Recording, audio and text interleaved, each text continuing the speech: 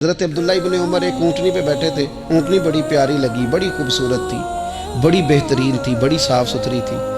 تو 2-3 دفعہ اپنے غلام سے کہا, یار بڑی پیاری ہے, بڑی خوبصورت ہے, دیکھو اس کا چلنے کا انداز کتنا نرالا ہے. آج کل بھی ڈرائیور گاڑی چلاتے ہیں تو کہتے ہیں بڑی ہلکی پھلکی ہے جی, بریکیں بھی بڑی ٹھیک ہیں جی اس کی, فلاں معاملہ بھی اس کا بڑا صحیح ہے.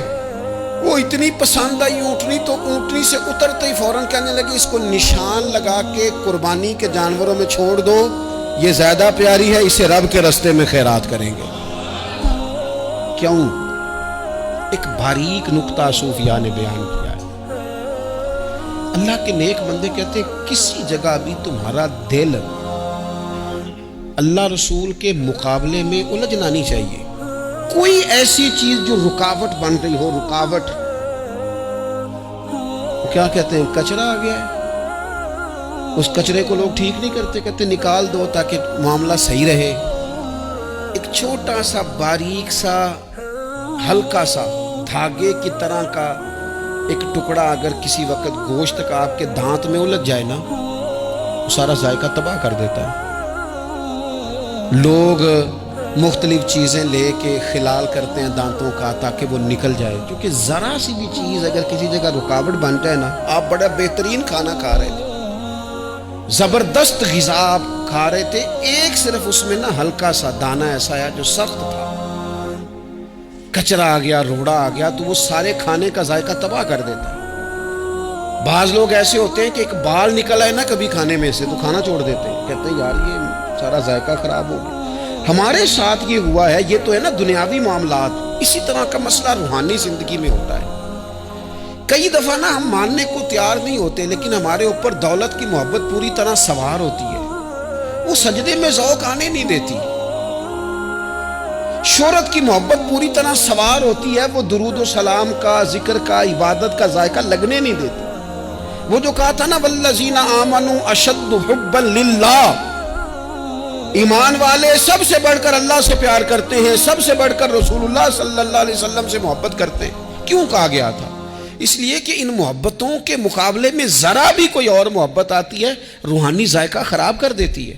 ہمارا دل نہیں لگتا, ہم بور ہوتے ہیں, ہم پریشان ہوتے ہیں. مسئلہ یہ ہے کہ جس دل میں صرف رب رسول کو ہونا چاہیے تھا, وہاں شہرت آ گئی ہے, شہرت کی محبت آ گئی ہے, دکھاوا آ گیا ہے, مال آ گیا ہے, کئی قسم کے ہم نے بت معاذ اللہ اکٹھے کر لیے, اور پھر وہ ساری کیف مستی آئے. یہ کیسے ہو سکتا ہے؟ حضرت عبداللہ ابن عمر رضی اللہ تعالیٰ عنہ کے پاس ایک گدھا تھا. ہم پنجابی میں تو کہا کرتے تھے کہ بڑا ساؤ جانور ہے, بڑا دھیما ہے, بڑا اچھا ہے, سواری بھی کرتے تھے اس پہ, اس پر بوجھ بھی رکھتے تھے, اور بھی کئی کام, جانوروں کا چارہ بھی اس پہ رکھ کے لایا جاتا تھا. بہت سارے لوگ اس کی تعریف کرتے تھے کہ ظاہر ہے اس وقت یہ جانور ہر گھر کی ضرورت ہوتے تھے. لوگوں نے بڑی تعریف کی کہ جناب یہ گدھا بڑا اچھا ہے, بڑا عمدہ ہے. اب بعض چیزیں ایسی ہوتی ہیں جن سے دل لگ جاتا ہے.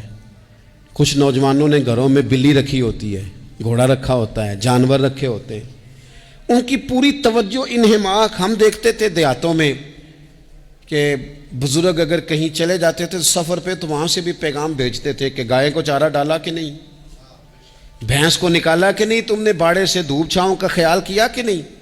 وہ چیز ذہن میں آ جاتی تھی. حضرت عبداللہ ابن عمر رضی اللہ تعالیٰ عنہ وہ گدھا چونکہ بڑا پیارا تھا, بڑا اچھا جانور تھا, اور بڑے کام کرتا تھا, بہت سارے معاملات گھر کے اور کھیتی باڑی کے اس کے ذمے تھے, تو گھر والے بھی کہتے کہ اس جانور کی وجہ سے بڑی خیر ہے, بڑے کام ہو جاتے ہیں. آپ کا بھی خیال تھا. حضرت عبداللہ ابن عمر ایک دن گھوڑے سے نیچے اترے یا اس گدھے سے نیچے اترے تو خادم کو بلا کے کہنے لگے اسے لے جاؤ اور بیچ کے پیسے اللہ کے رستے میں خیرات کر دو.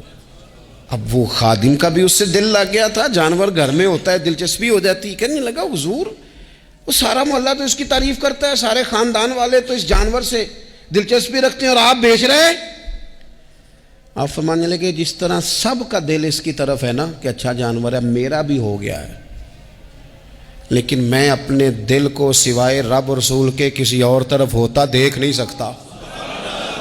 اعظم بلا سے اپنی وہ ہستی ہی کیوں نہ ہو, اعظم بلا سے اپنی وہ ہستی ہی کیوں نہ ہو, جو چیز اس کی راہ میں حائل ہو پھونک دو, جلا دو ایسی ساری چیزیں جو ان کے راستے میں آتی ہیں.